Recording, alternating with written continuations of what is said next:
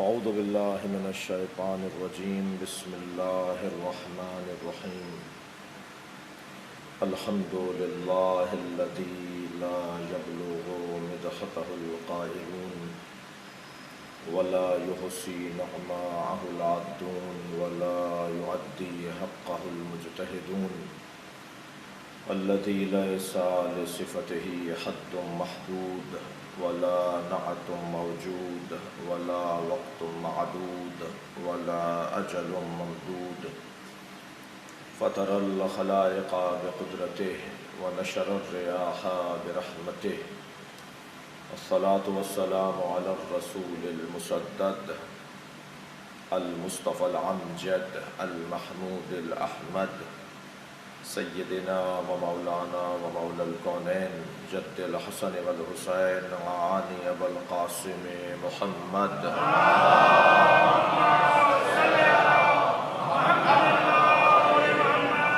وآلہ الطیبین الطاہرین المعصومین الذین اذهب اللہ عنہم الرجس وطہرہم تطہیرا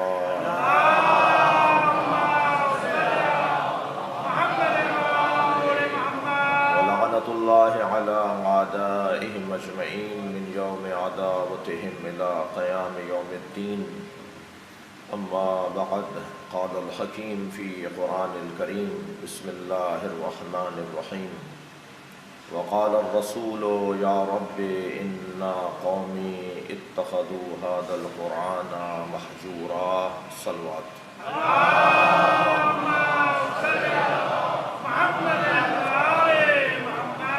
التماس ہے ایک سورہ فاتحہ 3 مرتبہ سورہ اخلاص مرحومہ مغفورہ نثار بانو بنت علی حسن مرحومہ مغفورہ خورشید فاطمہ زیدی بنت سید علی متقی جعفری رحم اللہ من قرأ الفاتحہ بسم اللہ الرحمن الرحیم الحمد للہ رب العالمین الرحمن الرحیم مالک یوم الدین ایاک نعبد و ایاک نستعین اهدنا الصراط المستقیم صراط الذین انعمت علیہم غیر المغضوب علیہم ولا الضالین بسم اللہ الرحمن الرحیم قل هو اللہ احد اللہ الصمد لم یلد ولم یولد ولم یکن له کفوا احد بسم اللہ الرحمن الرحیم قل هو اللہ احد اللہ الصمد لم یلد ولم یولد ولم یکن له کفوا احد بسم اللہ الرحمن الرحیم قل هو اللہ احد اللہ الصمد لم یلد ولم یولد ولم یکن له کفوا احد اللهم صل علی محمد وآل محمد صلوات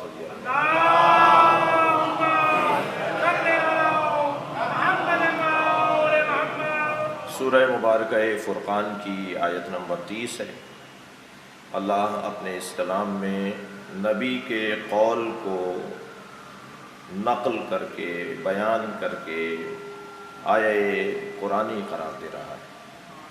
قول نبی کا ہے، فرمان نبی کا ہے، کہیں گے نبی، مگر نبی کے الفاظ کو اللہ نے آیت بنا دیا۔ کبھی تو اللہ کا کلام نبی پڑھیں تو وہ قرآن کہلائے، اور کبھی نبی کا قول اللہ کہے تو وہ قرآن کہلائے۔ اس آیہ کریمہ میں پروردگار عالم نبی مکرم کی ایک شکایت کو بیان کر رہا ہے۔ اگرچہ رحمت للعالمین کی زبان مبارک سے شکوہ شکایت بنتا نہیں ہے، مگر شکایت کر رہے ہیں تو ماننا پڑے گا کہ وہ جرم اتنا بڑا ہے، وہ ظلم اتنا بڑا ہے، وہ انصافی اتنی روشن ہے، وہ ناانصافی اتنی روشن ہے، وہ زیادتی اتنی واضح ہے کہ نبی مکرم تکلیف میں ہیں، مصیبت میں ہیں، اذیت میں ہیں، نبی کو دکھ پہنچا ہے، نبی اس ملال کو لے کر دنیا سے جا رہے ہیں، اور بعد میں بھی کیونکہ یہ سلسلہ رہے گا، لہٰذا نبی کا یہ قول جو قیامت میں نبی کی زبان پہ جاری ہوگا اسے اللہ نے قرآن میں نازل کیا۔ وقال الرسول، صلوات پڑھیں گے محمد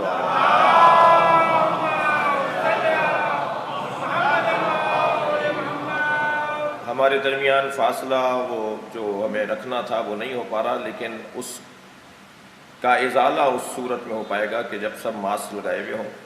میں بھی کیونکہ آپ سے ایک فاصلے پر بیٹھا ہوں اس لیے میں نے یہ ماسک اتار دیا، ورنہ میں بھی وہاں بیٹھا ہوتا تو یہ لگائے بھی ہوتا۔ آپ سب سے گزارش ہے، اور نہ صرف جناب نجم الحسن جعفری صاحب کے اس عزاخانے میں بیٹھے ہوئے مومنین سے گزارش کر رہا ہوں، بلکہ اس وقت پوری دنیا میں ہمیں سنا اور دیکھا جا رہا ہے۔ میں پوری دنیا کے اہل بیت کے چاہنے والوں سے، سنی شیعہ مسلمانوں سے اور غیر مسلموں سے بھی جو مولا علی کی یاد میں مجلس میں بیٹھے ہیں، ان سب سے گزارش کروں گا کہ کم سے کم یہ اس وبا سے بچنے کے لیے یہ جو کم سے کم احتیاطی تدبیر ہے اس کا خیال رکھا جائے۔ اور یقیناً یہ جہاں مجالس ہماری عقیدتوں کا حصہ ہیں، جہاں یہ مجالس اور یہ ذکر ہماری عقیدتوں کا عنوان ہے، وہاں ہماری ضرورت بھی ہے۔ اور ضرورت اس لیے ہے کہ یہ یوں ہی خواہ اور وقت زیادہ تھا، کوئی کام نہیں تھا تو آ کر نہیں بیٹھے ہیں۔ یہ مجلس اعزا میں جو احباب تشریف فرما ہے پوری دنیا میں، یہ جو مولا علی کی یاد میں سب لوگ اپنے گھروں سے نکل کر امام بارگاہوں میں اور مجالس میں تشریف فرما ہے، یہ یوں ہی آ کر نہیں بیٹھے ہیں، بلکہ ان کے یہاں بیٹھنے کے دو سبب ہیں۔ ایک ان کی عقیدت ہے اس ذات سے جس سے عقیدت رکھنے کا اللہ رسول کا حکم ہے۔ اللہ اور اللہ کا رسول یہ چاہتا ہے کہ علی سے جڑے رہو، اور جو علی سے جڑے گا نہیں وہ دنیا میں پشیمان رہے گا اور آخرت میں نادم ہوگا۔ اور دوسرا مسئلہ ہماری ضرورت ہے۔ ہماری ضرورت کیوں ہے؟ اس لیے کہ جس سے علم نافع صادر ہوتا ہو، جس سے بحر علم جاری ہوتا ہو، جو سیل معرفت ہو، اسے علی کہا جاتا ہے۔ تو جتنا مولا کائنات کی بات ہم سنیں گے، مولا کائنات کے بارے میں غور کریں گے، اتنا میرے علم میں اضافہ ہوگا، میرے تقوی میں اضافہ ہوگا، میری دنیا بہتر ہوگی، میری آخرت سنور جائے گی۔ صلوات پڑھیں گے محمد و آل محمد۔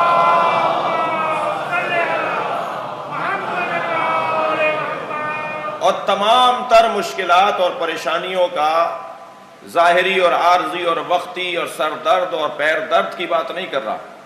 اصلی بیماریاں اور اصلی پریشانیوں کا حل اگر کوئی ہے تو وہ مولا کائنات سے جڑنے میں ہے، مولا سے وابستہ ہونے میں ہے۔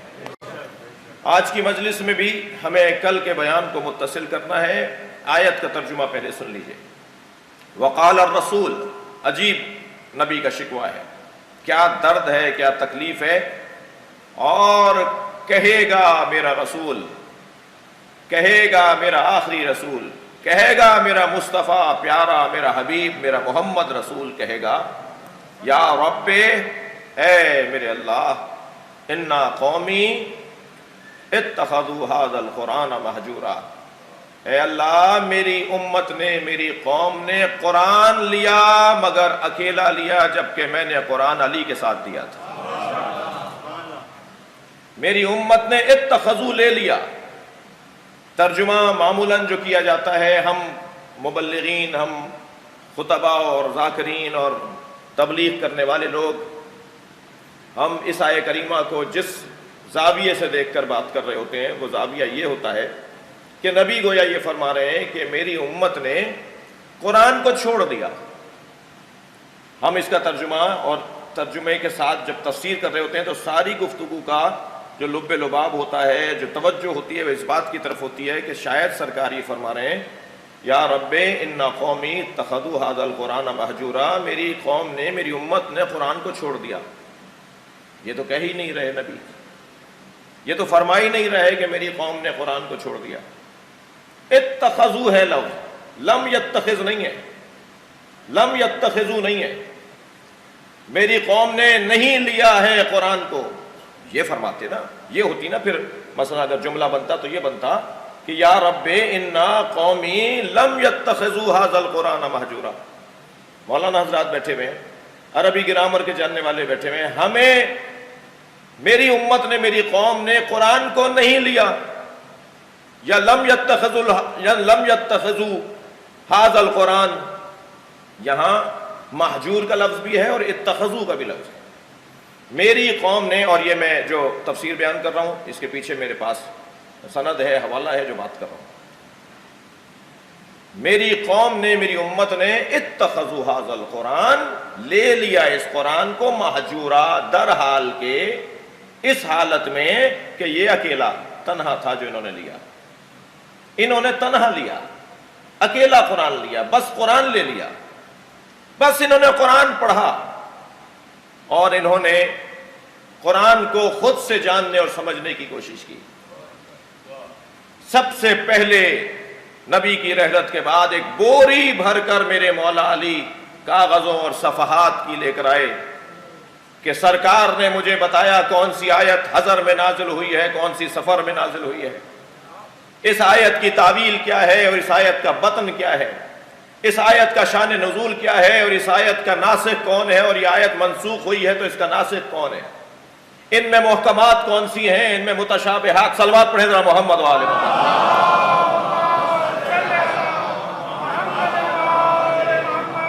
یہ جو سرکار نے مجھے بتایا تھا ایک ایک آیت کے بارے میں، ایک ایک لفظ کے بارے میں، قرآن کی ایک ایک آیت، ایک ایک سورے کے بارے میں جو کچھ مجھے میرے نبی نے بتایا وہ میں نے سب لکھ لیا ہے۔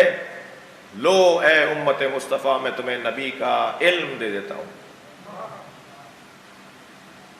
فرمایا ہمیں علی کی لکھی ہوئی تفسیر نہیں چاہیے، یہ کیونکہ قرآن کا مسئلہ تھا، فتح کا مسئلہ نہیں تھا، اس لیے مولا علی نے اصرار کیا، فرمایا اسے لے لو۔ لہذا بزرگ محدثین کہتے ہیں کہ اگر وہ علی کی لکھی ہوئی تفسیر آج امت مصطفیٰ کے پاس ہوتی تو وہ سمندر علم ہوتا جس سے امت محروم ہو گئی ایک شخص کے فیصلے پر، کہ ہمیں نہیں چاہیے۔ اور مولا نے وہ لکھی ہوئی تحریر اپنے گھر لے جا کے رکھ دی، اور وہ پھر امام حسن کے پاس رہی، پھر وہ امام حسین کے پاس آئی، پھر اسی طرح وہ اب حضرت امام مہدی عجل اللہ تعالی فرجہ الشریف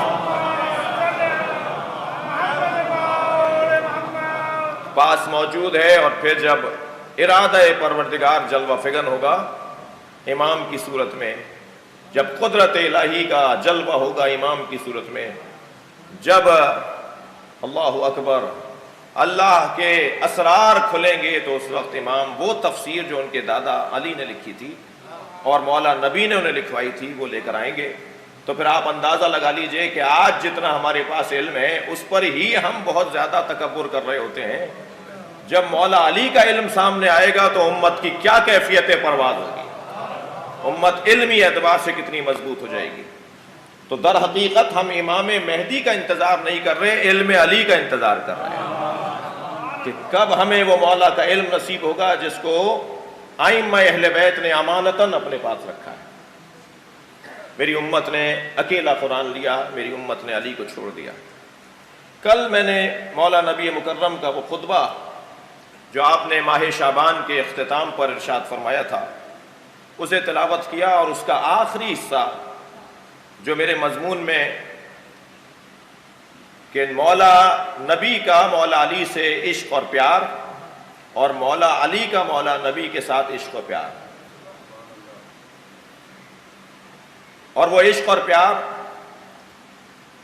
ذاتی نہیں ہے اور فردی نہیں ہے، وہ عشق و پیار الہی ہے، وہ عشق و پیار خدائی ہے، وہ صبغت اللہی ہے، وہ ارادہ الہی ہے، اور وہ ایسے ہی بلا تشبیہ ہے کہ جیسے ایک ہاتھ میں تکلیف ہو تو دوسرے ہاتھ کو بھی درد ہو رہا ہوتا ہے، ایک ہاتھ کو چوٹ لگے تو دوسرے ہاتھ کو بھی درد ہو رہا ہوتا ہے، چوٹ پیر میں لگتی ہے درد سر میں ہوتا ہے، جبکہ چوٹ سر میں نہیں لگی، چوٹ پیر میں لگی ہوئی ہے، کیونکہ ان دونوں ہستیوں کی حقیقت ایک ہے۔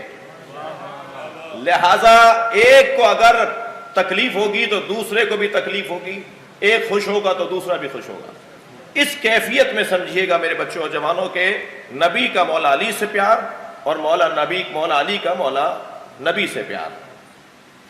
اس کے کل کچھ مثالیں دینے کی کوشش کی، اگرچہ بیان وقت کی تنگی کی وجہ سے بھی اور اپنی کم علمی کی وجہ سے بھی بیان مکمل نہیں ہو پایا۔ خطبہ شعبانیہ کے اختتام پر جب مولا نبی نے فرمایا کہ اس مہینے میں مساکین کا خیال رکھنا، اس مہینے میں فقراء کا خیال رکھنا، اور ایک مرتبہ کچھ دیر کے لیے آپ نے خطاب کے دوران توقف فرمایا تو مولا علی کی آواز آئی، یا رسول اللہ ای عمل افضل فی ھذا الشہر، اس مہینے کا سب سے افضل عمل کون سا ہے؟ تو نبی مکرم نے مولا کو دیکھ کر فرمایا، یا علی الورع عن محارم اللہ، اس مہینے میں حرام کاموں سے بچنا سب سے اچھا عمل ہے۔ یعنی میں اگر اپنے الفاظ میں کہوں کہ کچھ نہ کرنا اس مہینے کا سب سے اچھا عمل ہے۔ جی، ہمیشہ کچھ کرنا ہی عمل نہیں ہوتا۔ نبی فرما رہے ہیں کچھ چیزوں کو نہ کرو، کچھ اللہ کی منہیات اور محرمات سے بچو، جو کچھ نہ کرو یہ سب سے اچھا عمل ہے۔ جی، ہمیشہ کچھ کرنا عمل نہیں، کچھ نہ کرنا بھی عمل ہے۔ تو یہ کہہ کر نبی مکرم نے مولا کو دیکھنا شروع کیا اور زار و قطار گریہ فرمایا۔ اتنا سرکار روئے کہ ماحول مغموم ہو گیا، اور یہاں تک کہ مولا علی کی آواز آئی، ما یبکی کا یا رسول اللہ، اے اللہ کے رسول آپ کو کس چیز نے رلایا؟ کیونکہ بات تو مولا علی سے ہو رہی تھی۔ یہ تصور زبان حال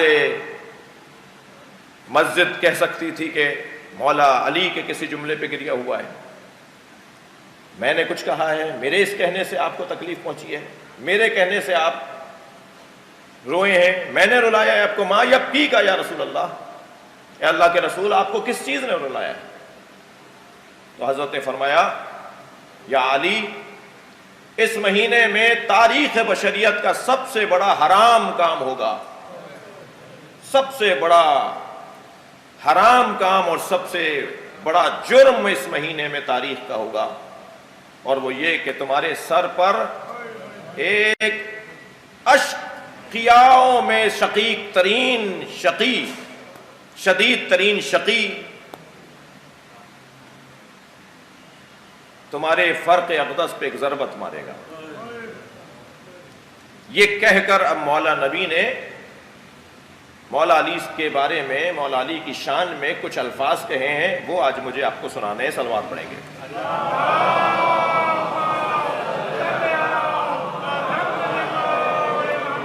مولا نبی فضائل پڑھ رہے ہیں، مولا علی کے اس خطبے کے خطبہ ختم ہو رہا ہے، مولا علی کے فضائل پڑھ، کیا فرمایا؟ اب میں چاہوں گا کہ آپ میرا ساتھ دیں گے، میں ان میں سے بعض الفاظ کی شرح کرنا چاہوں گا، ذرا سوچیں گے، اس کے پر غور کریں گے کہ اس کا کیا مطلب ہے۔ یہ میرا اور آپ کا، معاف کیجیے گا میں اپنے لیے کہوں، یہ میرا خطاب نہیں ہے کہ آئندہ ٹھیک کر لوں گا اور بس منہ میں آ گئی بات، ایک میں نے کہہ دی، زبان پر ایک جملہ آ گیا بول دیا۔ یہ نبی کا کلام ہے، یہ سرکار دو جہاں کا کلام ہے کہ جو بولتا نہیں ہے مگر وحی کے مطابق بولتا ہے، جس کے لیے یہ عنوان مسلم ہے کہ وما ينطق عن الهوى ان هو الا وحی یوحی، جو نہیں بولتے مگر بولتے ہیں تو وحی الہی کے مطابق بولتے ہیں، جن کا کوئی فعل ابس نہیں ہے، جن کے مسکرانے میں بھی حکمت ہے اور جن کے ناراض ہونے میں بھی حکمت ہے۔ آپ نے ایک صحابی کو دیکھا، اس کی رائٹنگ بڑی اچھی ہے، تو آپ نے فرمایا کہ فاکتب ما اقول، لکھ لیا کرو جو میں کہتا ہوں، جو میں کہتا ہوں فاکتب، لکھ لیا کرو۔ وہ کہنے لگا کہ اکتب فی الغضب والرضا، لکھوں میں آپ کا یہ کلام جب آپ غصے میں ہوں تب بھی، اور جب آپ غصے میں نہ ہوں تب بھی لکھ لوں؟ یعنی آپ غصے میں کچھ کہہ رہے ہو تب بھی لکھوں، اور جب آپ بغیر غصے کے بات کر رہے ہو تب بھی لکھ لوں؟ تو حضرت کو اس پر غصہ آیا، حضرت نے فرمایا ما اقول الا الحق، میں اگر غصے میں بھی بولوں گا تو حق بولوں گا۔ صلوات پڑھیں گے نبی کی ذات پر۔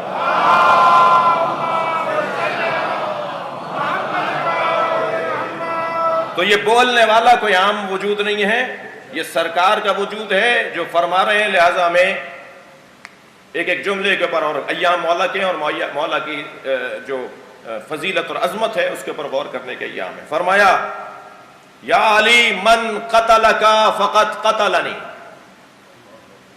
جب فرما دیا نا کہ تمہارے سر پر ایک ضربت مارے گا شقی ترین شخص، اور تاریخ بشریت کا سب سے بڑا حرام کام انجام پائے گا، اس سے بڑا حرام کام کوئی نہیں ہوگا۔ پھر آپ نے فرمایا یا علی من قتلک فقد قتلنی، آپ فرما سکتے تھے من قتلنی فقط قتلک، جس نے مجھے قتل کیا گویا اس نے تمہیں قتل کیا۔ تو نبی کے قتل ہونے کا تو بحث ہی نہیں ہے، کوئی نبی کو کوئی قتل کرے گا نہیں۔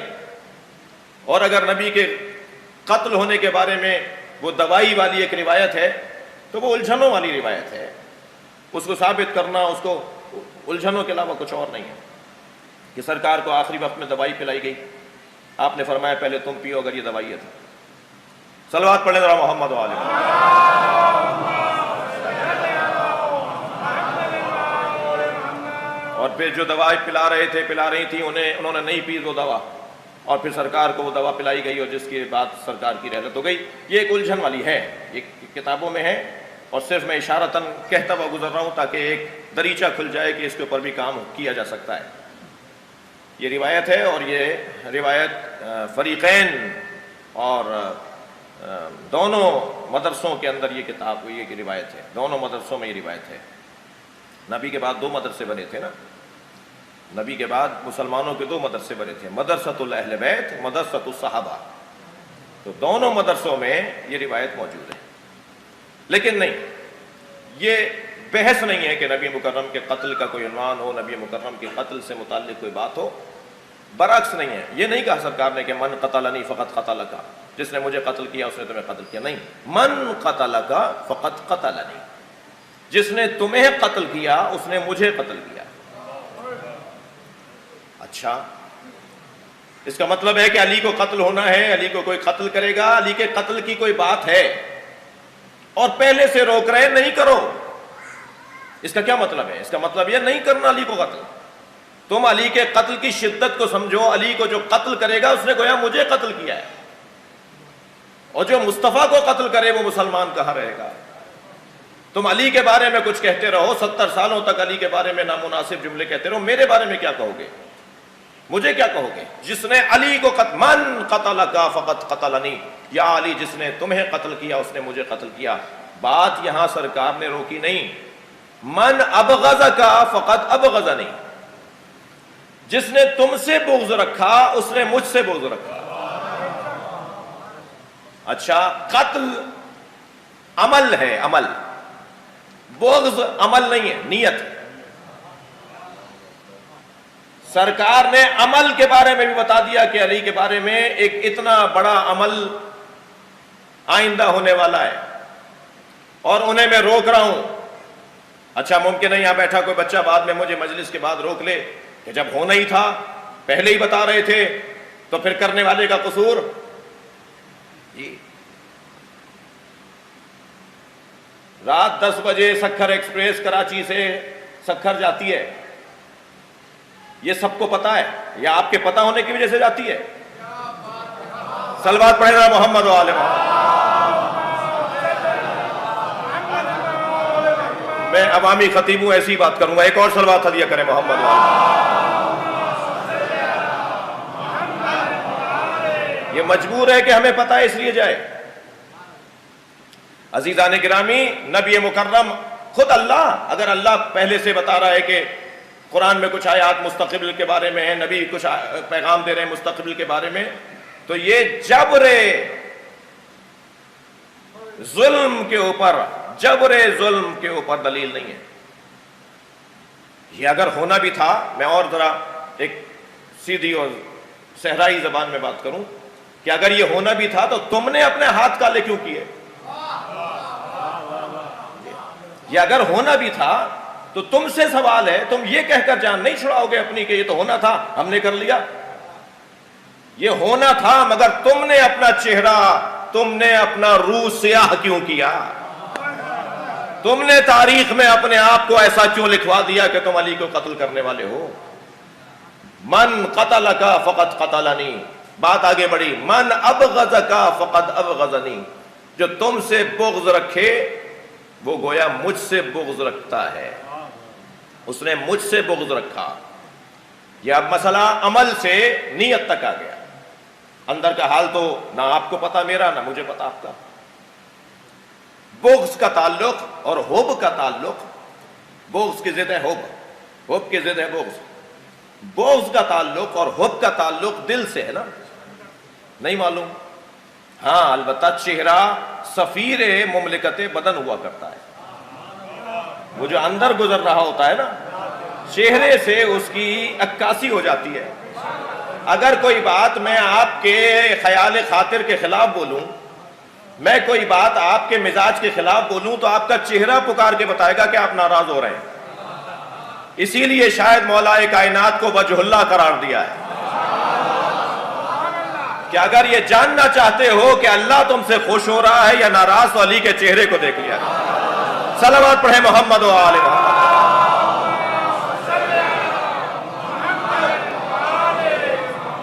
تو اندر کا حال تو ہمیں نہیں پتا، لہٰذا یہاں سرکار نے فرمایا من ابغضک فقد ابغضنی، جو تم سے بغض رکھے وہ مجھ سے بغض رکھے گا۔ بات یہاں بھی نہیں روکی نبی نے، فرمایا من سبک، خطبہ سنا رہا ہوں آپ کو، کوئی لفظ زیادہ یہ کم نہیں کر سکتا میں، یعنی وقت کی تنگی سے تو کم کر سکتا ہوں، مگر جو نبی کے الفاظ ہیں وہ یہ ہیں، اور اسے تمام کتابوں میں بہت سے متون کے اندر یہ خطبہ موجود۔ من سبک فقد سبنی، جس نے تمہیں سب کیا، جس نے تمہیں دشنام دی، جس نے تمہیں لعن کیا، جس نے تمہارے لیے ناسزا نامناسب جملہ کہا، جس نے تمہارے لیے ایک فحش دی، سب کیا، فقط سب بنی، اس نے گویا مجھے فحش دی ہے، اس نے گویا مجھے سب کیا ہے، اس نے گویا مجھ پر مجھے کچھ کہا ہے۔ اب یہ تین باتیں نبی نے مولا علی سے متعلق فرمائی، ترتیب میں بھی برعکس نہیں کر سکوں گا میں، مجھے اختیار نہیں ہے۔ مثلا میں کہہ دوں کہ من سبک فقط سبنی، من ابغضک فقط ابغضنی، من قتلک فقط قتلنی، نہیں، ترتیب میں بھی ہے قتل، پھر بغض، پھر لعن، پھر سب، نبی کی ترتیب کے اندر یہ ہے۔ دیکھیے قتل چھپایا جا سکتا ہے، اور میں وہاں بات کر رہا ہوں جہاں قتل چھپائے جاتے ہیں۔ میں جس مملکت میں بیٹھ کے خطاب کر رہا ہوں وہاں ذرا بتا دیجئے کہ لیاقت علی خان کے قاتل کا کیا ہوا، بتا دیجئے جناب بھٹو صاحب کے قاتل کا کیا ہوا، بتا دیجئے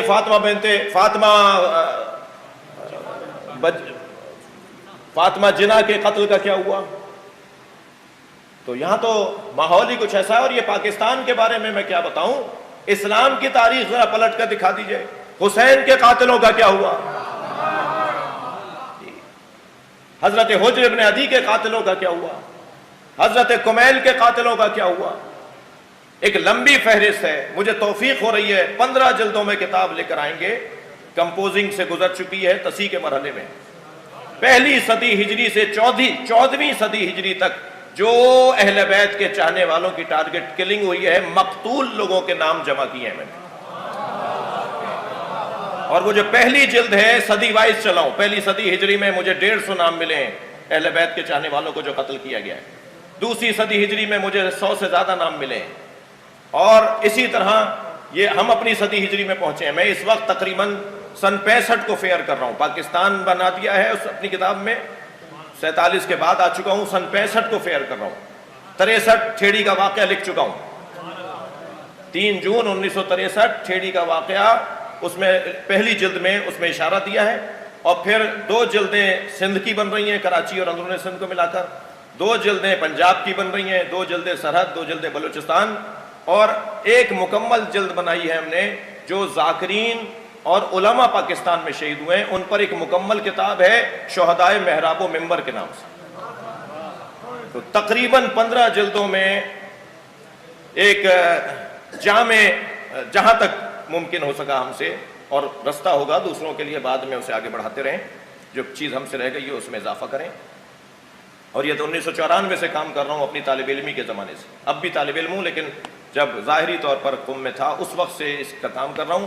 شروع کیا تھا شہدائے ٹھیڑی پر کام کرنا، حضرت آیت اللہ مکارم شرازی میرے استاد ہیں، میرے لیے عزت ہے، ان کی خدمت میں گیا تو انہوں نے مجھے یہ لائن دی کہ اس طرح سے کام کرو، اور پھر ان کو دکھانے کے بعد وہ کام اور جامع تر ہو گیا۔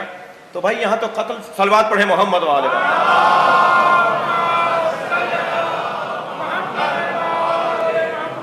تو یہاں تو قتل جو ہے وہ چھپائے جاتے ہیں، قتل تو چھپ جاتا ہے. تو نبی نے فرمایا من قتل کا فقط قتلنی، جو تمہیں قتل کرے گا اس نے مجھے قتل کیا. تو قاتل تو چھپ جائے گا. کسی کو پتا چلا آج تک کہ کس نے قتل کروایا تھا مولا علی؟ جی. قاتل صرف مباشر تو نہیں ہوتا، یہ آج کی اصطلاحی نہیں ہے، یہ مفہوم پرانا ہے. سہولت کار کو ڈھونڈو، قاتل تو کرائے پر لیے جاتے ہیں. اور آج ہی قاتل کرائے پہ لینے کا دستور اور رواج نہیں ہوا. یہ جنگ احد میں مشرکوں نے سب سے پہلے کرائے کے قاتل بلائے تھے. اور میرے مولا علی نے جنگ احد کے اندر جو کرائے کے قاتلوں کو مارا تھا، جب کسی نے پوچھا نا بعد میں کہ آپ نے میدان میں کنہیں پہلے مارا ہے، فرمایا میں ڈھونڈ رہا تھا کہ لائے کون کون گئے. صلوات پڑھیں علی کی ذات پر.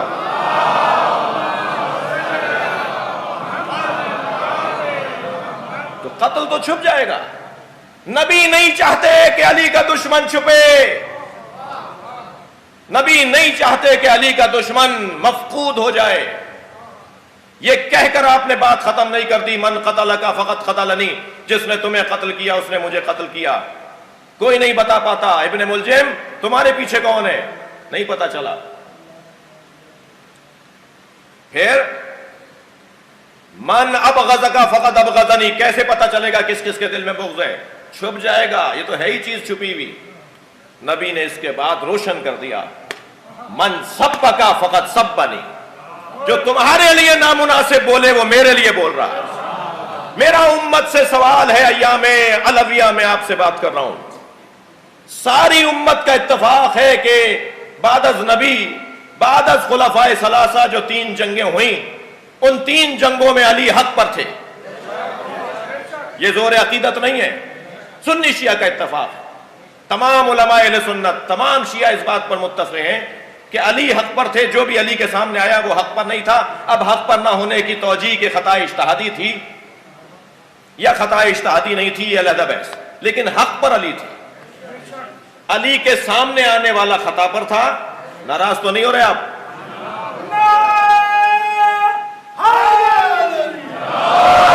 علی کے سامنے آنے والا خطا پر تھا اور علی حق پر تھے. تو علی حق پر تھے یہ سب نے مانا. تو میرا ایک موٹا سا سوال، کیا اگر اس دور میں آپ ہوتے تو نظریہ تو یہی ہوتا نا جو آج ہے، یہی نظریہ ہوتا نا جو آج ہے کہ علی حق پر ہے. تو آپ اس دور میں ہوتے تو علی کے ساتھ مل کے اس کے خلاف تلوار چلاتے نا، جو علی کے مقابلے میں آیا تھا. یہ کیا بات ہوئی کہ اس دور میں ہوتے تو آپ تلوار وہاں چلاتے، آج 1400 سال بعد آپ زبان کھولنے کو بھی تیار نہیں ہیں، آپ بولنے کو بھی تیار نہیں ہیں. آپ میں یہ جرأت بھی نہیں ہے کہ یہ کہہ دیں کہ وہ جس نے علی کو مارا نبی فرما رہے ہیں کہ اس نے مجھے مارا، وہ جس نے علی سے بغض کیا نبی کہہ رہے ہیں اس نے مجھ سے بغض کیا. اور اس سے بالاتر بات نبی فرما رہے جس نے علی کو لان کی، تبرہ کیا، سب کیا، شتم کیا، جس نے علی کے لیے دشنام دی اس نے مجھے کہا. یہ بات چھپی نہیں. صلوات پڑھ لے ذرا محمد وآلہ. اس سے بہتر صلوات نبی کی ذات.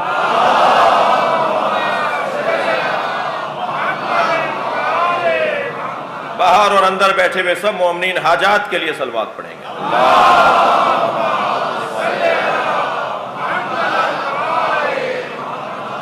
تفصیل کسی اور موقع پر کہ 70 سالوں تک ممبروں سے کیا ہوتا رہا.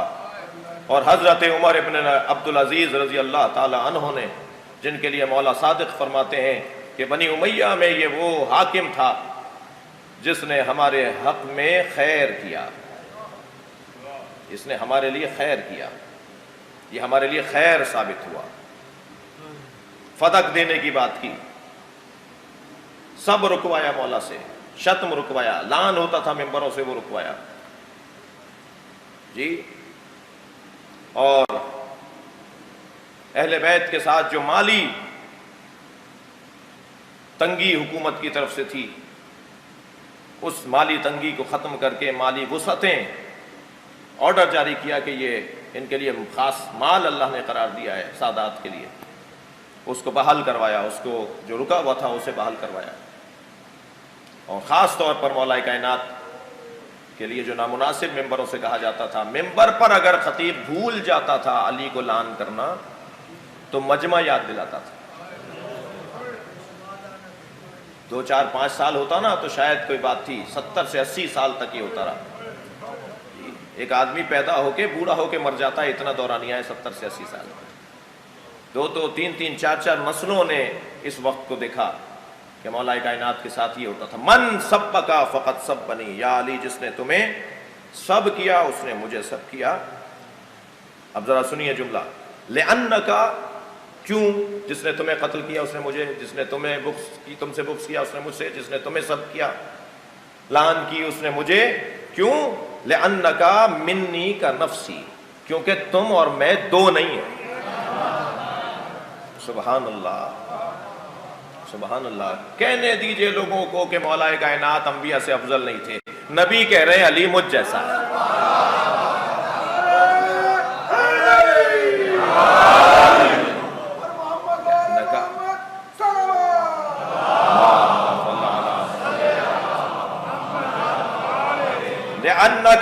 لأنکا منی کا نفسی، تم ایسے ہو جیسے میں، گویا میں اور تم ایک وجود ہیں.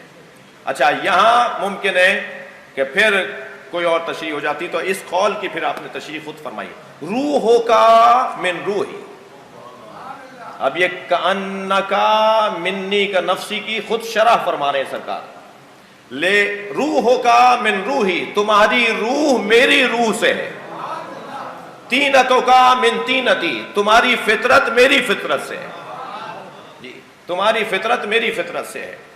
اب اس کے بعد والا جملہ میں ذرا چاہوں گا اہل دقت سے، اہل معرفت سے کہ تھوڑی دیر ذہنی طور پہ میرا ساتھ ہمیشہ کی طرح دیں. سرکار فرما رہے ہیں ان اللہ تبارک و تعالی.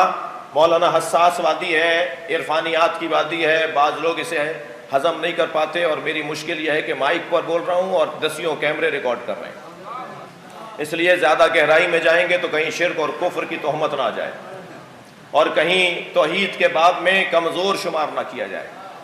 اس لیے میں صرف اشارے میں بات کروں گا. نبی کا قول سمجھنا ہمارا اور آپ کا، ہم سب کا کام ہے. فرما رہے ان اللہ تبارک و تعالی خلقنی و ایاک، اللہ نے تو بس تمہیں اور مجھے بنایا ہے.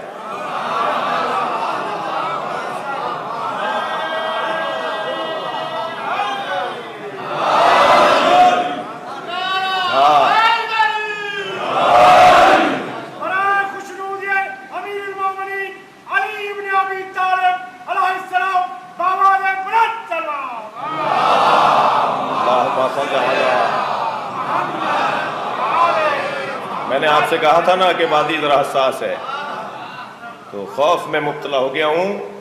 حضرت بلا تشبیہ ہمارا کوئی مقام نہیں ہے، کوئی حیثیت نہیں ہے، جوتیوں کی خاک ہے انبیاء کرام کی. حضرت موسیٰ جب دربار میں جاتے ہوئے ڈر رہے تھے، قرآن نے کہا ڈر رہے تھے، تو مفسروں نے ائمہ کی تعلیمات کی روشنی میں لکھا کہ وہ اپنے نقصان سے نہیں ڈر رہے تھے، امت کے بہکنے سے ڈر رہے تھے. وہ جو جاتے ہوئے ڈر رہے تھے وہ یہ نہیں کہ مجھے کچھ ہو جائے گا، وہ اس لیے ڈر رہے تھے. خوف کا لفظ قرآن میں ان کے لیے اس لیے آیا ہے کہ وہ ڈر رہے تھے کہ امت کہیں بہک نہیں جائے.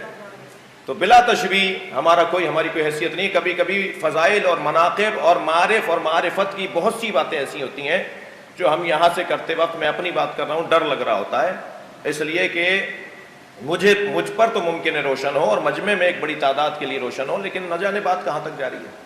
تو اس فرمان کو تھوڑا سا اور روشن کرنے کے لیے ایک جملہ کہوں گا. کیا فرمایا سرکار نے؟ فرمایا ان اللہ تبارک و تعالی خلقنی و ایاک، اللہ نے مجھے اور تمہیں خلق کیا ہے. تو ممکن ہے کوئی کہے جی قرآن میں جو اللہ کو احسن الخالقین کہا گیا ہے تو کوئی اس سے متضاد نہیں ہے بات، متصادم نہیں ہے بات. اگر کہا جائے کہ اللہ خالق کائنات ہے تو آپ کیا کہہ رہے ہیں؟ ادھر ادھر کچھ احادیث ہیں، کچھ روایات ہیں اللہ کے خالق کائنات ہونے کے، تو اس سے کیسے جوڑیں گے ان دونوں باتوں کو؟ تو میں صرف ایک مثال دوں گا اپنے کم سن اور ہم سن ساتھیوں کے لیے. بزرگوں سے دعا مجھے چاہیے. آپ مقالہ لکھتے ہیں، مقالہ لکھ کے آپ نے اخبار میں بھیجا، مجلے میں بھیجا، وہ چھپ گیا. مجلہ پڑھنے والوں نے کہا کہ یہ شہنشاہ حسین نقوی کے قلم نے لکھا ہے. دوسرے نے کہا نہیں قلم نے نہیں لکھا, ان کی انگلیوں نے اور ہاتھ نے لکھا ہے. تیسرے نے کہا کہ ہاتھ کیسے لکھتا, بازوؤں نے لکھا ہے. چوتھے نے کہا جی بازو کیسے لکھتے, ان کے دماغ نے لکھا ہے. پانچویں نے کہا جی دماغ کو کیا کہنا, دماغ نے کہاں لکھا ہے, ان کے علم نے لکھا ہے. تو یہ ساری باتیں ٹھیک ہیں یا نہیں؟ یہ ساری باتیں ٹھیک ہیں یا نہیں؟ جس نے کہا قلم نے لکھا اس نے بھی صحیح کہا, جس نے کہا ان کے علم نے لکھا اس نے بھی صحیح کہا. عزیزان گرامی, اگر میں یہ کہوں کہ اس پوری کائنات کو اللہ نے بنایا تو بھی ٹھیک ہے, اور میں کہوں کہ محمد کو اختیار دے کے ان سے بنوایا تو بھی تو اللہ ہی نے بنوایا. صلوات پڑھے محمد و آل محمد.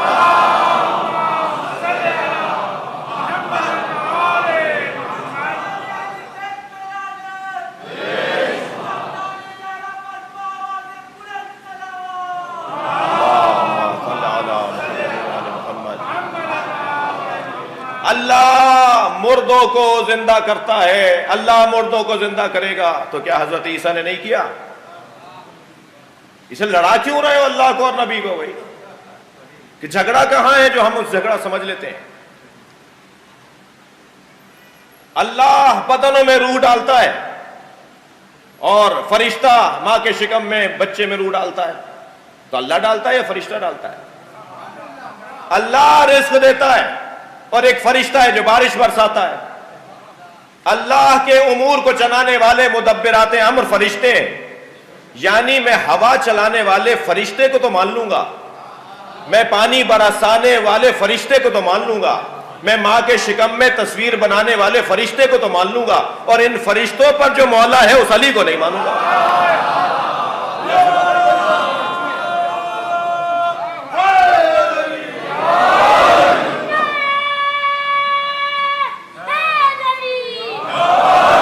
کہنے لگے کہ مولا ایک وقت میں 40 جگہ پر موجود تھے. کہنے لگے جی کیسے ہو سکتا ہے, یہاں تھے تو وہاں نہیں تھے.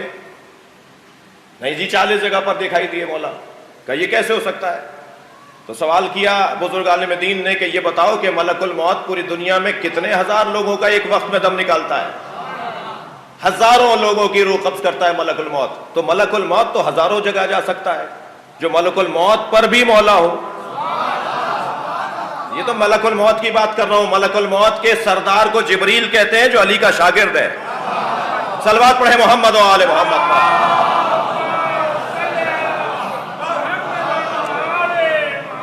اس سے بہتر صلوات.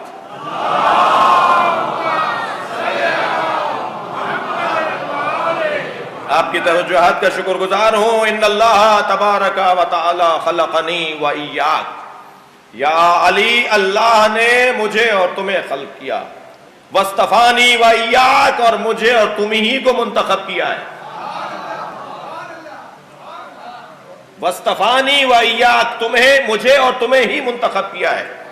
جتنے باقی منتخب روزگار ہیں وہ ہم سب کی طفیل, ہم دونوں کی طفیل میں. ابھی پچھلے دنوں آپ کی آمادگی ہے تو میں تھوڑا سا اور حوصلہ پا رہا ہوں.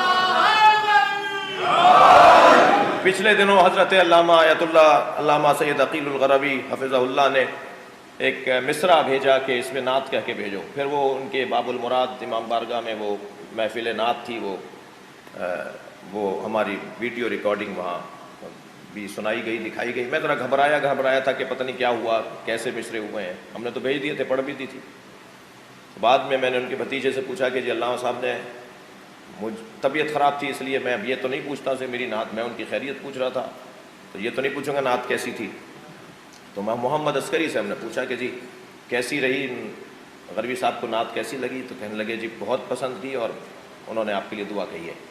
تو اس نعت میں 2 مصرے ہیں جو میرے اس وقت کے مضمون میں ہیں. تو وہ 2 مصرے سنانے سے پہلے میں آپ کو آمادہ پا رہا ہوں, تو 2 مصرے اور سن لیجئے اسی نعت کے, پھر وہ مصرے سناؤں گا جو میرے اس وقت کے مضمون میں.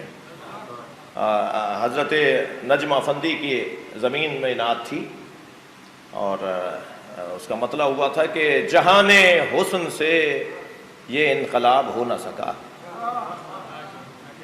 جہان حسن سے یہ انقلاب ہو نہ سکا, محمد عربی کا جواب ہو نہ سکا, کہ میں بھی واقف سر کتاب ہو نہ سکا. کہ میں بھی واقف سر کتاب ہو نہ سکا، اسی لیے تو میرا انتخاب ہو نہ سکا۔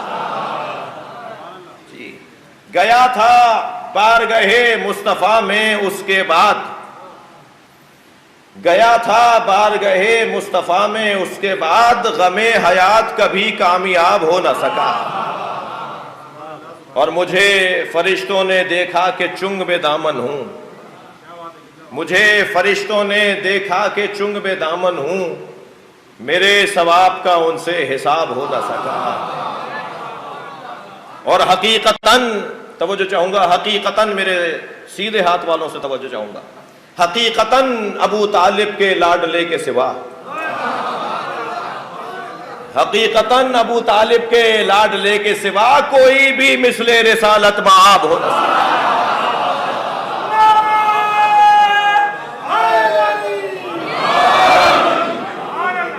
کوئی بھی مثل رسالت مآب ہو۔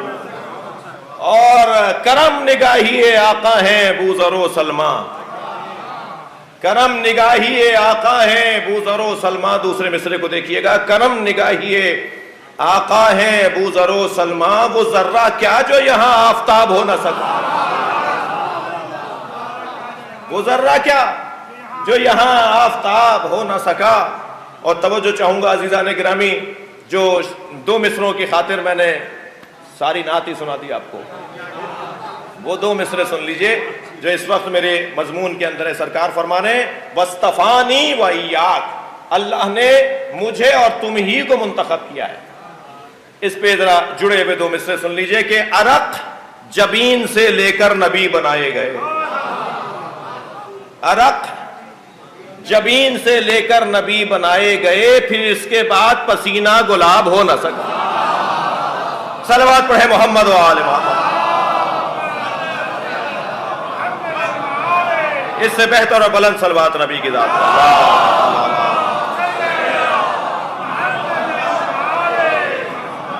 وَاسْتَفَانِي وَإِيَّاكَ، اللہ نے مجھے اور تمہیں منتخب کیا ہے، اللہ نے مجھے اور تمہیں ہی منتخب کیا ہے۔ وَاخْتَارَنِي لِلنَّبُوَّةِ وَاخْتَارَكَ لِلْإِمَامَةِ، یا علی مجھے اللہ نے نبوت کے لیے اختیار کیا، مجھے اللہ نے نبوت کے لیے چنا اور تمہیں امامت کے لیے چنا۔ جی دیکھیں بہت ساری الجھنیں دور ہوں گی جو ڈالی اور پھیلائی جاتی ہیں کہ شیعہ حضرات جب کہتے ہیں کہ امامت نبوت سے افضل منصب ہے تو گویا یہ نبی کے بعد نبوت کے قائل ہے۔ یہ آپ سمجھ رہے ہیں بھائی، ہمارے اس عقیدے سے کہ امامت کا منصب نبوت عامہ سے افضل ہے۔ نبوت عامہ، نبوت خاصہ خاتمیت، نبوت عامہ نبی سے پہلے کے سارے نبی۔ منصب امامت نبوت عامہ سے افضل ہے، نبوت خاصہ سے افضل کیوں نہیں ہے؟ اس لیے کہ نبوت خاصہ کے حامل خود امام ہیں، ہمارے نبی خود امام ہیں۔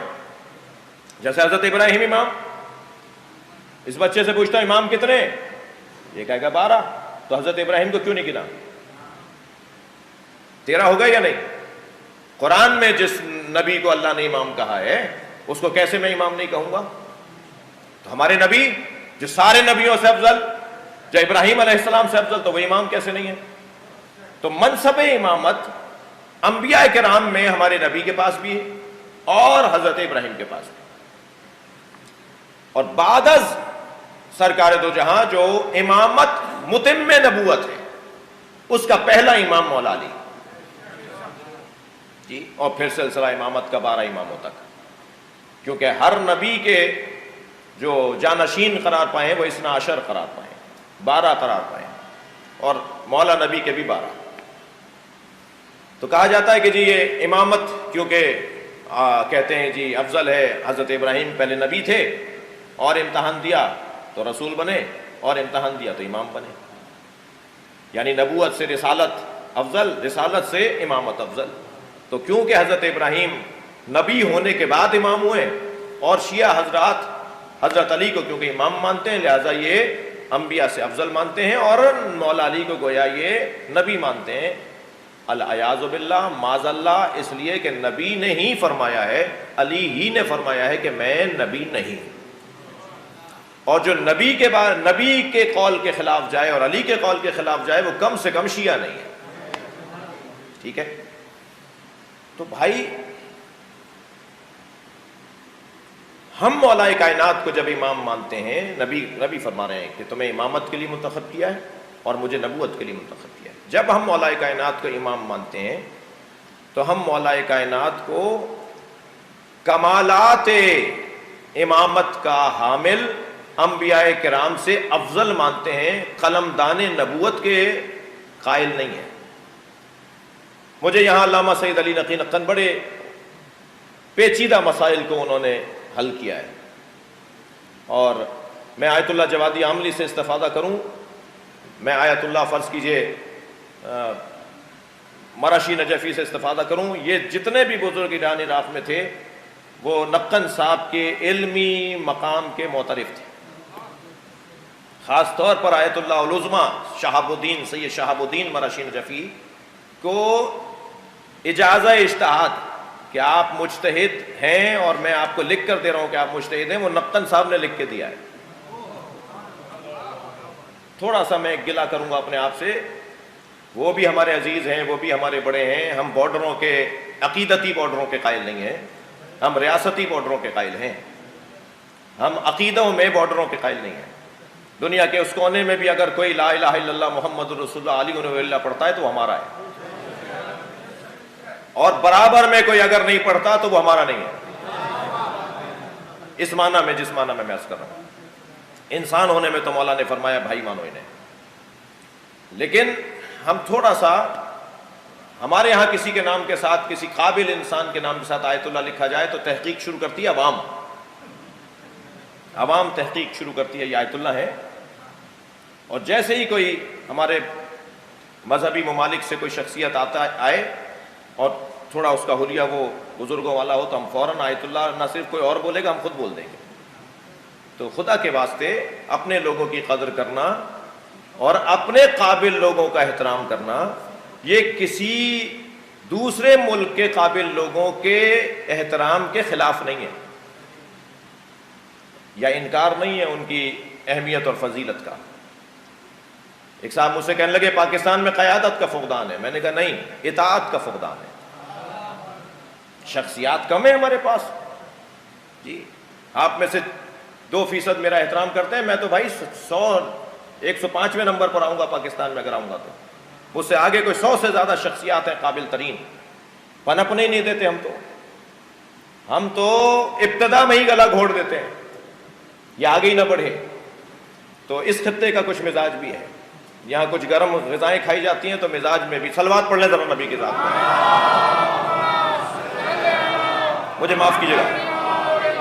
تو امامت کا قلمدان، نبوت کا قلمدان علی کے پاس نہیں ہے، کیونکہ نبوت کی ضرورت نہیں ہے. اب نقن صاحب کی جو مسئلہ انہوں نے حل کیا ہے وہ سنیے. نقن صاحب فرماتے ہیں منصب الہیہ 3 ہے. صلوات ایک اور ہدیہ کر دیں. اللہم صلی علی محمد و آل محمد. نبوت، رسالت، امامت، یہ الہی منصب 3 ہے. نبوت کا کام ہے خبر پہنچانا، وما علینا الا البلاغ. بس نبی، نبا کے خاندان کا لفظ ہے، خبر. نبی یعنی خبر دینے والا، نبا یعنی خبر. الانباء عربی نیوز چینلز جب آپ کھولیں گے تو اس میں لکھا ہوا آئے گا الانباء یعنی خبروں کا چینل.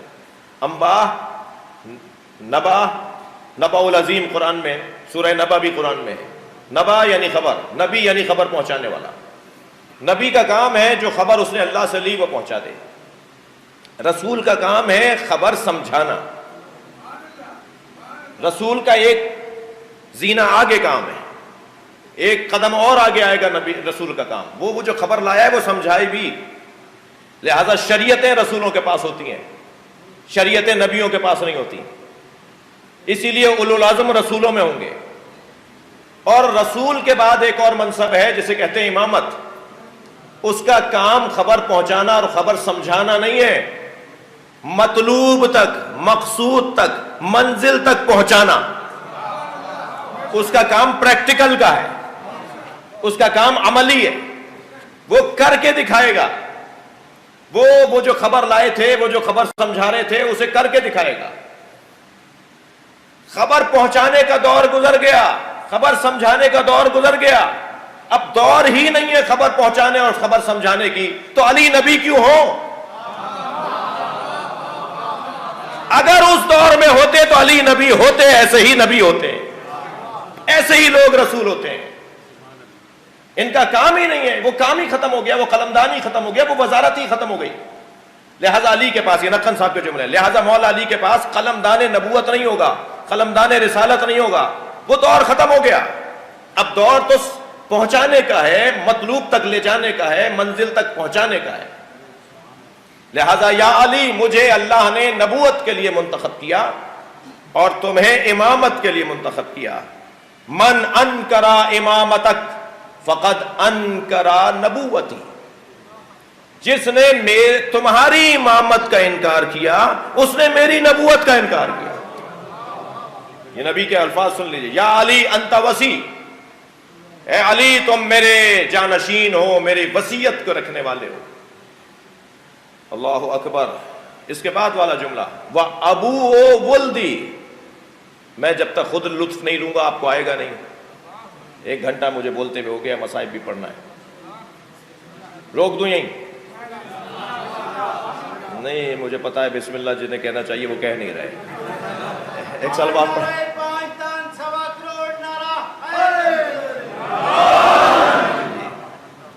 5-8 منٹ فضائل اور سن لیجیے۔ بڑا حسین جملہ ہے، میں تو اس سے لطف لیے بغیر جاؤں گا نہیں، اور پنکھا یہ میرے لیے لگا ہے مگر مجھے اس کی ہوا نہیں آ رہی، تو میں انیل میاں سے کہوں گا ممبر پہ بیٹھ کے دیکھا کرو کہ ہوا یہاں آ بھی رہی ہے یا نہیں۔ ایک سال بعد پڑھیں محمد و آل محمد۔ توجہ ہے بھائی، بولیے توجہ ہے۔ مولا فرما رہے ہیں یا علی انت وصی و ابو ولدی، یا علی تم میرے وصی ہو اور میرے، توجہ، پنکھے کو چھوڑیں، ابو ولدی، تم میرے وصی ہو اور میرے بچوں کے باپ ہو، تم میرے بیٹوں کے باپ ہو۔ شام سے خط آیا مولا کائنات کو، آپ بھی بڑے باپ کی اولاد، میں بھی بڑے باپ کا بیٹا، آپ کے دادا بھی، میرے دادا بھی بڑے، آپ کے پردادا بھی بڑے، میرے پردادا بھی بڑے، ہم دونوں بڑے خاندانوں کو لوگ ہیں، لڑائی نہیں ہونی چاہیے، حکومت میرے حوالے کر دیجئے۔ تو مولا نے جواب لکھا، خط لکھا، ادھر سے نثر میں سوال آیا تھا اور خط آیا تھا، یہاں سے نظم میں جواب لکھا۔ جی، کمال فنون کے حامل کو علی کہا جاتا ہے۔ مولا نے نظم میں جواب لکھا، اس نظم کے 3 شعر میں آپ کو سنا رہا ہوں۔ میرے مولا فرماتے ہیں سبقتکم الی الاسلام ترا، تم میں سے کسی کا پتہ نہیں تھا اور میں مسلمان تھا۔ سبقتکم الی الاسلام ترا۔ دوسرا مصرع دیکھیے گا، قربان جائیں دوسرے مصرع پر مولا کے، سبقتکم الی الاسلام ترا مقرن بالنبوۃ بطن امی، میں نے ماں کے شکم میں نبی کا کلمہ پڑھا ہے۔ دنیا میں آ جانے کے بعد گنتیوں میں مجھے نہ لانا، میں ابھی دنیا میں آیا نہیں تھا کہ نبی کی نبوت کا اقرار کر چکا تھا۔ اللہ اکبر۔ وبنت محمد سکنی و عرسی، نبی کی بیٹی میری راحت جان ہے، میرے وجود کا سکون ہے۔ وبنت محمد سکنی و عرسی مسوط لحمھا بلحمی و دمی، اس کا خون اور اس کا گوشت میرا خون اور میرا گوشت ہے۔ اور وہ 2 مصرے جس کی خاطر میں نے یہ 4 مصرے آپ کو سنا دیے کہ نبی فرما رہے ہیں یا علی انتا وصی و ابو و ولدی، تم میرے وصی ہو اور میرے بیٹوں کے باپ ہو۔ جسے مولا کیا کہتے ہوئے نظر آ رہے ہیں ان 2 مصروں کے اندر، فرماتے ہیں وَسِبْتَ أَحْمَدٍ وَلَادَايَ مِنْهَا فَمَنْ مِنْكُمْ سَحْمٌ كَسَحْمِي وَسِبْتَ أَحْمَدٍ وَلَادَايَ مِنْهَا، میں نبی کے 2 بیٹوں کا باپ ہوں۔ صلوات پڑھیں محمد و آل محمد۔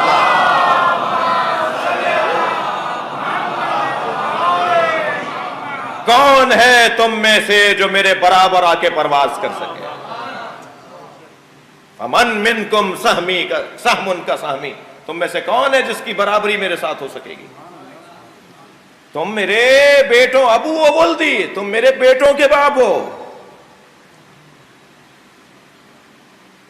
سرکار کا مزار حضرت امام موسیٰ کاظم علیہ السلام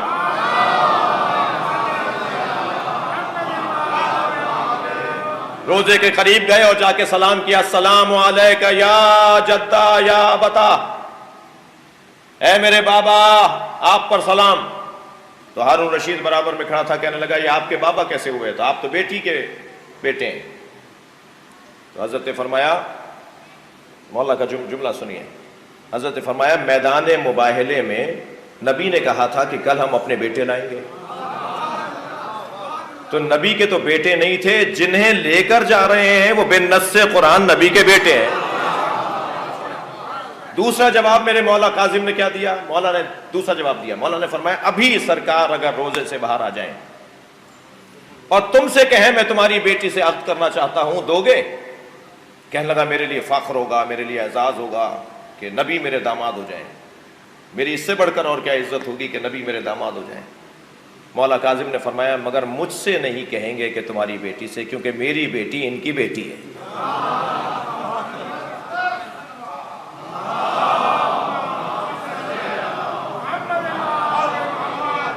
بھائی تھوڑا سا ذرا مجھے اور تھوڑا برداشت کر لیجئے۔ وَزَوْجَتُ ابْنَتِي، اے میرے علی تم میری بیٹی کے زوج ہو، وَزَوْجُ ابْنَتِي تم میری بیٹی کے شوہر ہو۔ مجھے اجازت دے دیجئے 10 منٹ فضائل کی اور، کیونکہ یہ کل میں واقعاً عرض کر رہا ہوں، کل میں نہیں اس بحث کو نہیں لے کے نہیں چل سکوں گا، کل کی گفتگو کچھ اور ہو جائے گی، ربط نہیں رہ پائے گا کہ میں اسے کل دوبارہ سے بات کروں۔ یہ خطبہ مکمل کرنے دیجئے مجھے آج۔ فرماتے ہیں وَخَلِيفَتِي عَلَىٰ أُمَّتِي، بھائی لطف لیجئے گا اور اس کو محسوس کیجئے گا، وَخَلِيفَتِي عَلَىٰ أُمَّتِي فِي حَيَاتِي وَبَعْدَ مَوْتِي، تم میرے امت میں میرے خلیفہ ہو، میری زندگی میں بھی، میرے مرنے کے بعد نہیں۔ یہ بحث ختم کرو کہ خلیفتہ بلا فصل کیوں کہتے ہیں اذانوں میں؟ علی کے علاوہ کوئی نبی کا خلیفہ بلا فصل ہے ہی نہیں۔ آپ کیا پڑھتے ہیں؟ لا الہ الا اللہ، واو کیوں نہیں لگایا؟ دو جملے ہیں، لا الہ الا اللہ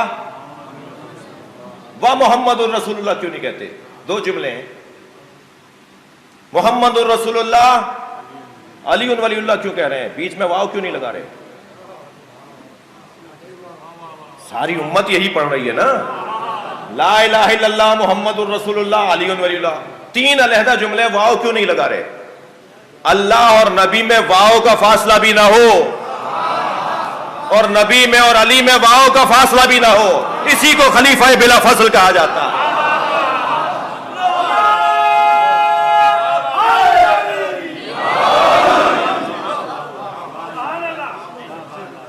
صلوات پڑھتے وقت بھی خیال رہے، ایران عراق میں صلوات کو توڑ کر نعرے کے طور پہ پڑھا جاتا ہے، وہ جنگوں میں مصروف تھے، انہوں نے صلوات کو نعرہ بنایا اور بہت اچھا ہے، اس کا مثبت پہلو ہے، لیکن فصاحت و بلاغت کے مطابق وہ ہے کہ جس میں آپ واو پہ تشدید ڈال کے دونوں کو جوڑیں، اللہم صلی علی محمد و آل محمد، جی فاصلہ نہ ڈالیں۔ خلیفہ بلا فصل باقاعدہ، مجھے تو تعجب ہوتا ہے، یا مطالعہ نہیں ہے، جیسے ابھی 4-6 دن پہلے ایک بحث خود چھیڑ بیٹھے اور پھر خود سے سنبھلی نہیں۔ بھئی کیا ضرورت آ رہی تھی؟ میں تو اپنے گھر کی ایک مصیبت کی وجہ سے، میرے بڑے بھائی کی رحلت ہوئی، اس کی وجہ سے مسلسل تعزیتوں لینے میں مصروف رہنے کی وجہ سے، گھر کے مصروفیت کی وجہ سے یہ کام تھوڑا سا غفلت کا شکار ہو گیا، ورنہ ذمہ داران بیٹھے ہیں، صدر مملکت کو بھی، پیمرا کو بھی، اور فرخ حبیب ابھی وزیر مملکت برائے اطلاعات ہوئے ہیں، بہت پیارا میرا بھائی ہے، واقعی بھائیوں کی طرح ہے، سیاست میں اور وزارت بننے سے پہلے کی میری مجھ سے وہ پیار کرنے والے دوستوں میں سے ہے۔ فیصل آباد کے بڑے مضبوط غریب گھرانے کا، غریب جس معنی میں کہہ رہا ہوں وہی لیجیے گا، یعنی جس نے 6 مرتبہ جیتنے والے کو ہرایا اور وہ اس وقت وزیر مملکت بنے. بہرحال اور بھی اسی طرح، اور اس وقت شاید چودھری صاحب جو وزیر ہیں ان کو بھی خط لکھنے کا، صدر کو بھی خط لکھنے کی اس وقت ضرورت ہے کہ یہ 6 سال سے اس چینل کے اوپر مسلسل فرقہ واریت کا کوئی نہ کوئی پروگرام ہوتا ہے، اور ہر سال کوئی ایسا موضوع چھیڑا جاتا ہے جس سے آگ تو تیار کر دی جاتی ہے کہ آگ لگ جائے پورے ملک میں. وہ اور بات ہے کہ پاکستان کا سنی سمجھدار ہے، شیعہ ہوشیار ہے، ورنہ ان کی طرف سے تیاری پوری ہوتی ہے. تو میری خواہش ہے اور میرے ذہن میں ہے کہ میں ان ذمہ داروں کو خط لکھوں کہ بھائی انہیں سنبھالو، ان کو روکو. یہ موضوعات، یہ مباحث ٹی وی پہ بیان کرنے کے نہیں ہیں، اور اگر کر بھی دیے ہیں تو پھر حوصلہ رکھو جواب سننے کا. یہ کوئی اچھی بات نہیں ہے کہ جب آپ سے جواب دیا جائے، آپ کو حوالہ دکھایا جائے، بتایا جائے کہ کون کون سے صحابہ کرام تھے جنہوں نے مطاع کیا، تو کون کون سے صحابی دنیا میں آئے. ایک دو نہیں ہے، کون کون سے نامور لوگ ہیں کہ جو عقد مطاع کے نتیجے میں دنیا میں آئے. میں صرف ایک نام لے دیتا ہوں تاکہ میں جھوٹا نہ پڑ جاؤں. حضرت عبداللہ ابن زبیر، حضرت زبیر کے بیٹے حضرت اسما سے ان کی شادی ہوئی. جب اس نے کہا نا کہ مطاع حرام ہے تو ایک صحابی نے کہا اپنی والدہ سے جا کے پوچھو. تو وہ چلے گئے حضرت اسما کے پاس کہ اماں مجھے ایسے کہا گیا. کہنے لگے وہ صحیح کہہ رہے ہیں، تمہارے والد نے جو مجھ سے عقد کیا تھا وہ عقد دائم نہیں تھا، عقد نکاح نہیں تھا، وہ عقد مطاع تھا، اس کے نتیجے میں تم دنیا میں آئے ہو. ایک حلال کام صحابی کرتے تھے، آج شیعوں کو گالی کیوں دیتے ہو؟ ایک حلال کام تھا جو صحابہ کرام کرتے تھے. صلوات پڑھیں محمد و آل محمد.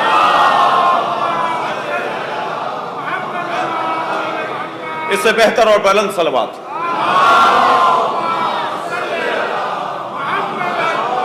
مگر میں کیونکہ اس وقت میڈیا سے بھی مخاطب ہوں، مجھے اس وقت پوری دنیا میں دکھا رہے ہیں، آپ کو سنا رہے ہیں، تو ایک وضاحت کرتا جاؤں. اتنا بڑا مجمع شیعوں کا اور مطاع کو حلال جاننے والوں کا بیٹھا ہے، شاید 2% نے بھی آج تک مطاع نہیں کیا ہوگا.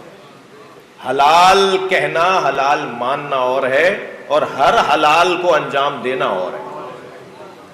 لاکھوں چیزیں حلال ہیں، کل شیء حلال جی، مگر یہ کہ اس پہ حرمت کا حکم ثابت ہو جائے.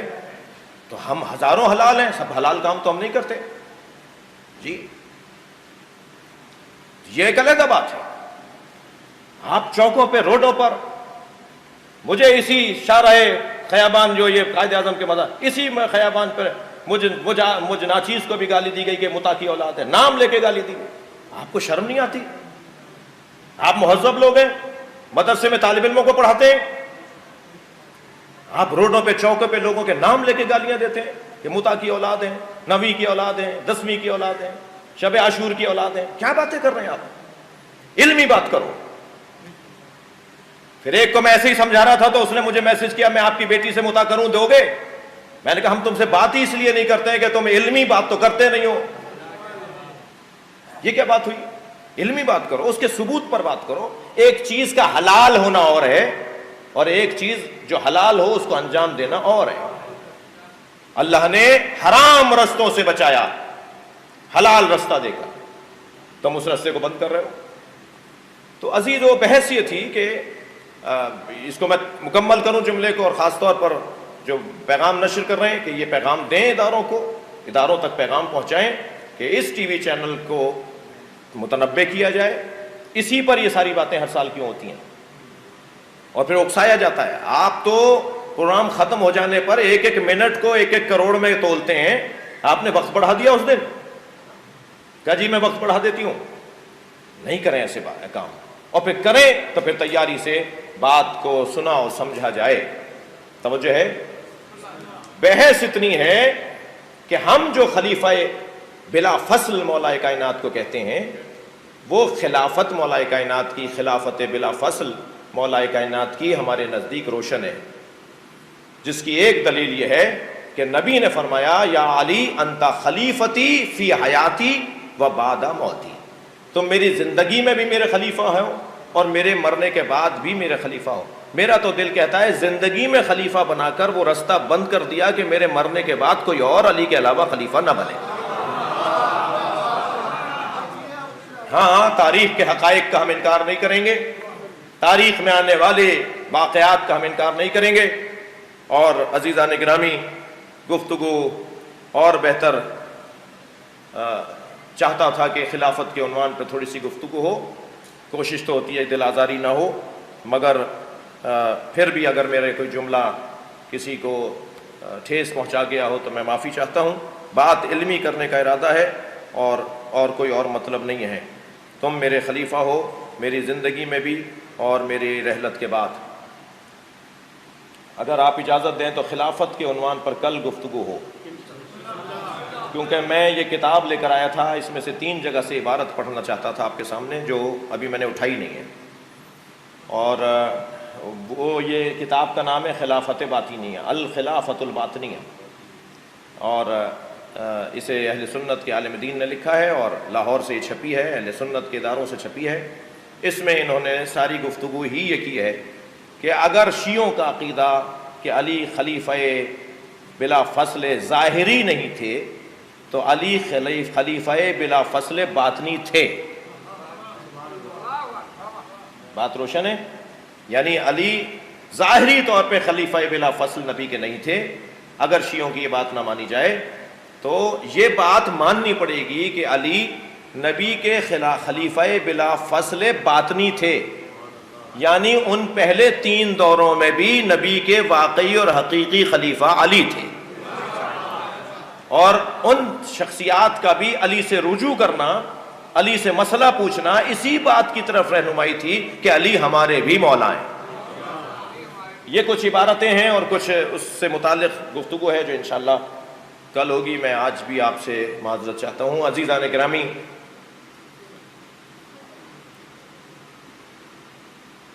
فضائل علی در گفتگو ممکن نیست، این بہر است۔ علی کی فضائل علی کے فضائل گفتگو میں ممکن نہیں ہے۔ این بہر است در سبو ممکن نیست۔ یہ تو سمندر ہے، اسے پیالے میں کیسے لاؤ گے؟ اسے کٹورے میں کیسے لاؤ گے؟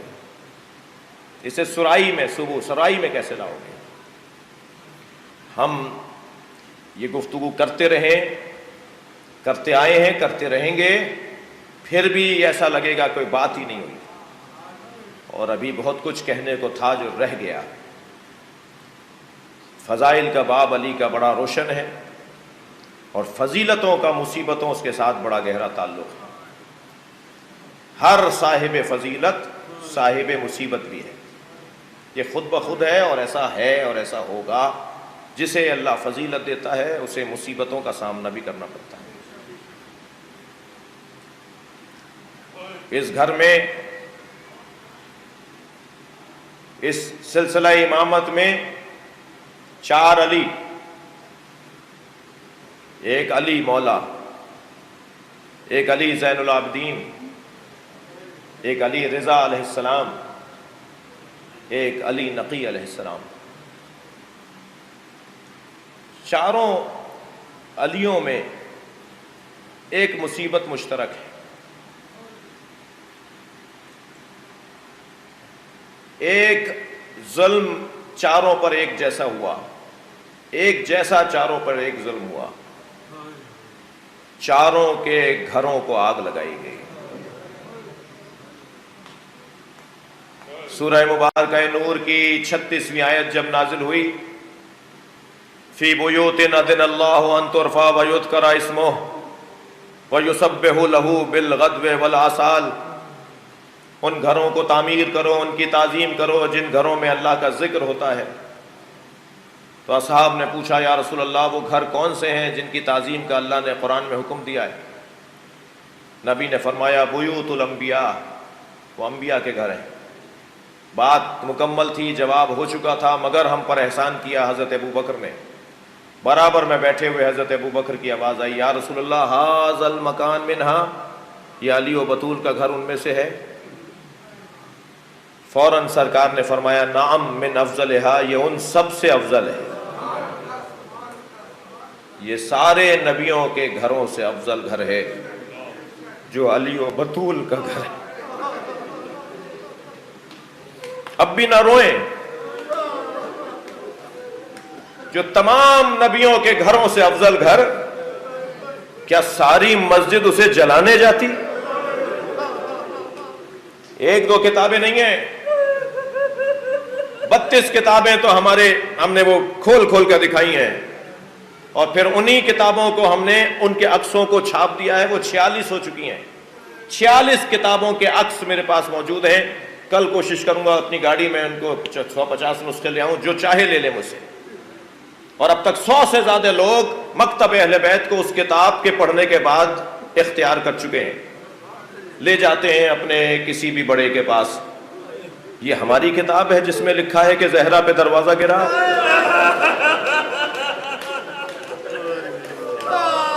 اجرکم اللہ۔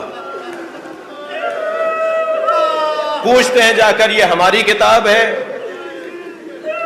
جس میں لکھا ہوا ہے کہ سیدہ کی آواز آئی تم جس گھر کو جلانے کی بات کر رہے ہو اس میں حسنین رہتے ہیں؟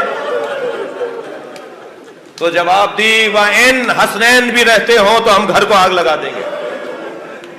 یہ ہماری کتاب ہے جس میں کہا گیا کہ مجھ سے 3 ایسی بڑی غلطیاں ہوئیں جو مجھے نہیں کرنی چاہیے تھیں، ان میں سے ایک میں فاطمہ کے گھر میں گھسا۔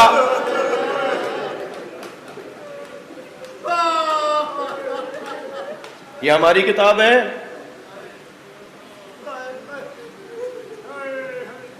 اجرکم اللہ۔ رو رہے ہیں نا آپ؟ آج علی کا سر زخمی ہے، زینب مسلسل رو رہی ہیں،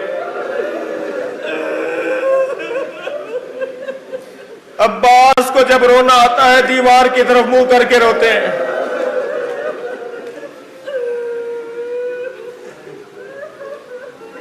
ساری مسجد آئی تھی گھر کو آگ لگانے، جب سیدہ نے، پہلے علی کی بات کر رہا ہوں، جب سیدہ نے آواز دی کہ اس گھر میں حسنین رہتے ہیں، میں نبی، تمہارے نبی کی بیٹی ہوں، میرے پاپا کو رحلت کی ہے، ابھی زیادہ وقت نہیں گزرا۔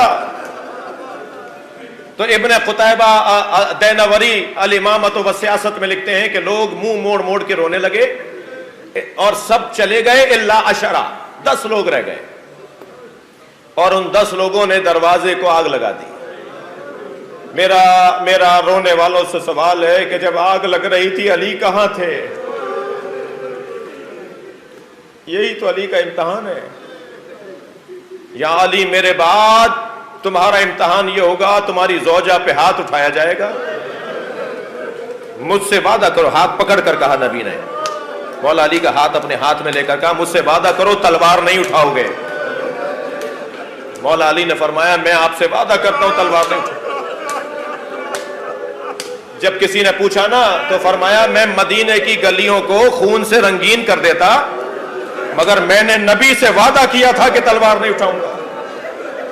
اجرکم اللہ۔ ایک دن بہت رو رہے تھے، بعد میں علی کو رونا آ رہا تھا،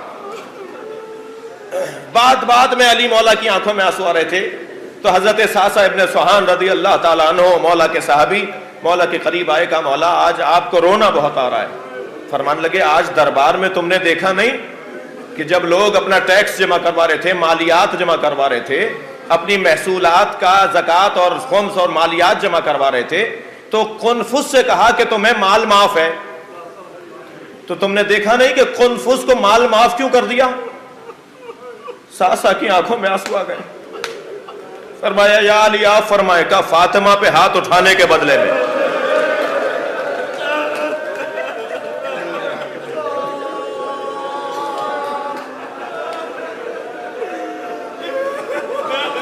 کوئی علی کا درد بھی تو سنے۔ کہاں تھے میرے مولا؟ مولا وہیں تھے۔ جو شیر خدا کے ہوتے ہوئے یہ کیسے ہو سکتا تھا؟ وہ شیر خدا تھے، شیر نہیں تھے۔ وہ صرف شیر نہیں تھے جو آستینے لوٹے اور چیرے اور پھاڑے، وہ اللہ کا شیر ہے، اللہ کی مرضی کے مطابق شجاعت دکھائے گا، جو اللہ کی مشیت ہوگی اس کے مطابق شجاعت دکھائے گا۔ کیوں نبی فرما رہے ہیں جیسے یہاں مولا علی کے لیے فرمایا من سبک فقط سبنی؟ کیوں فرما رہے ہیں جس نے مجھے میری فاطمہ کو ناراض کیا اس نے مجھے ناراض کیا؟ کیوں نہیں فرمایا جس نے میری عائشہ کو ناراض کیا اس نے مجھے ناراض کیا؟ کیوں نہیں فرمایا جس نے میری ام سلمہ کو ناراض کیا اس نے مجھے ناراض کیا؟ کہیں لا کر دکھا دو بی بی کے لیے فرمایا جس نے میری ام حبیبہ کو ناراض کیا اس نے مجھے ناراض کیا، جس نے میری ماریا قبطیہ کو ناراض کیا اس نے مجھے ناراض کیا۔ کیوں کہہ رہے ہیں جس نے میری فاطمہ کو ناراض کیا؟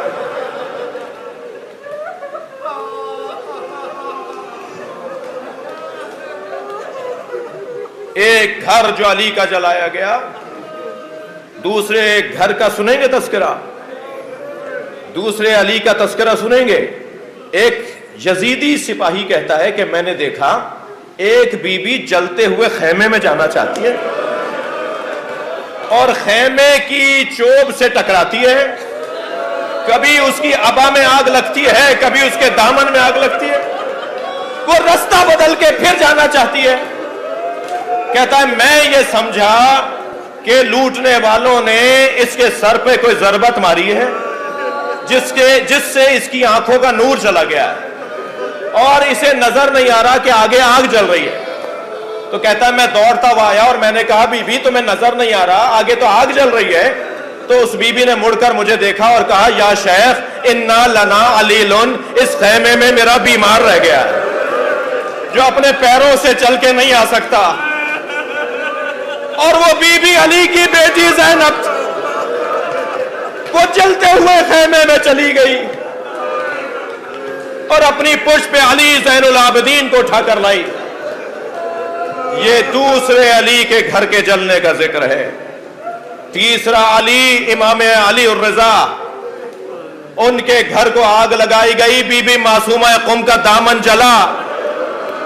اجرکم اللہ، بہت رو لیے، بس آخری روایت سن لیجئے۔ چوتھا علی نقی، جب امام علی نقی کے گھر کو آگ لگائی گئی نا تو امام روتے ہوئے باہر آ رہے تھے۔ جب بیویوں کو اہل خانہ کو باہر لے کر آئے تو امام کے آنسو روک نہیں رہے تھے، تو امام سے بس آخری جملہ، امام سے کسی نے کہا امام مولا آپ امام ہیں، آپ اصبر الصابرین ہیں، آپ کا گریہ رک نہیں رہا۔ فرمانے لگے جب گھر میں آگ لگ رہی تھی نا تو میری چھوٹی بیٹی فاطمہ کبھی اس حجرے میں جاتی تھی کبھی اس حجرے میں جاتی تھی اور اس کے دامن میں آگ لگی ہوئی تھی اور وہ پکارتی تھی ہمیں بچاؤ۔ تو مجھے وہ منظر یاد آ گیا کہ کربلا میں سکینہ کے دامن میں آگ لگی اور حسین کی بیٹی پکار رہی تھی کوئی ہے جو نبی زادیوں کو بچائے۔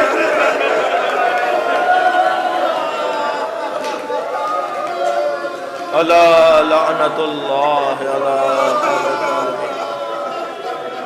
فَسَيَعْلَمُ الَّذِينَ ظَلَمُوا أَيَّ مُنْقَلَبٍ يَنقَلِبُونَ۔ یا اللہ ان آوازوں پر رحمت نازل فرما، حاضرین کے رزق میں عزت میں اضافہ فرما، صاحب خانہ کے مرحومین کی مغفرت فرما، بہن اور والدہ کے درجات کو بلند فرما، امام زمانہ کے ظہور میں تعجیل فرما، یا حسین۔